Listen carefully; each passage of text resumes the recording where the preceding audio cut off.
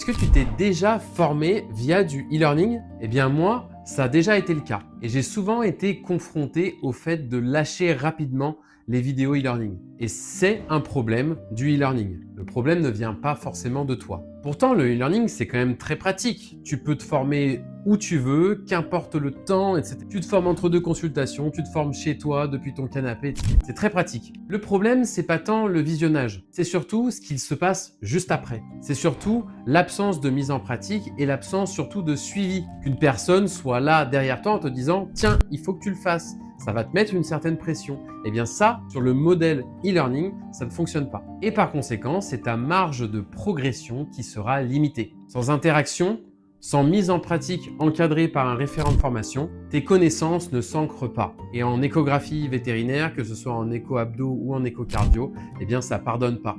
Tu as besoin d'un entraînement régulier pour apprendre la technique, pour te faire l'œil échographique et pour ensuite avoir la capacité d'interpréter les images. La personne qui te dira « je t'apprends l'échographie en une journée », eh ben c'est un menteur, c'est pas possible, ça s'apprend pas comme ça. C'est comme si je te disais « tu arrives à faire toutes les chirurgies orthopédiques en une journée de formation », ben non, malheureusement, ça se passe pas comme ça. Mais c'est là qu'intervient ce qu'on appelle le blended learning. T'en as déjà entendu parler? Lui, son avantage, c'est qu'il va combiner deux choses. Le e-learning, pour sa praticité et sa capacité à se former de où on veut et quand on le veut. Mais en plus de ça, on rajoute des sessions de visioconférence ou des sessions présentielles pour valider et améliorer ta pratique. Tu rajoutes le fait que chez Acadomvet, on te demande précisément de retrouver les coupes standardisées échographiques avec les mesures associées. Donc, on t'évalue très régulièrement et tu as des retours très réguliers dans ta formation. Tout cela va te permettre plusieurs choses. La première, c'est d'avoir des échéances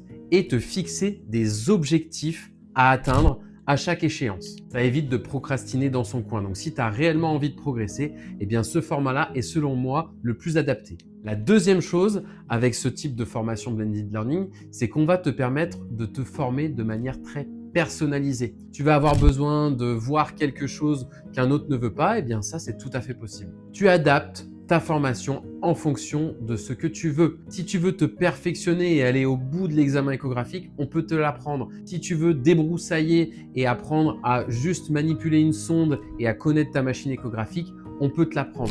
Tout est personnalisable. Et troisième chose, tu n'as pas de frais cachés comme les frais de déplacement, les frais d'hôtel, les frais de restauration. Non, tu te formes depuis ta clinique avec ton matériel échographique. Et le résultat dans tout ça, les études montrent que tu as 60% de plus de rétention de connaissances avec la méthode Blended Learning. C'est exactement comme cela que nous avons fabriqué nos formations chez Acadomvet pour que tu ne restes plus seul devant ton écran, mais que tu puisses te former au jour le jour avec un référent de formation qui reste disponible pour répondre à toutes tes questions. Et surtout, notre objectif numéro 1, c'est que tu sortes de ton accès de 6 mois de formation opérationnel. Dis-moi ce que tu penses de ce format, je serais curieux d'avoir ton avis là-dessus.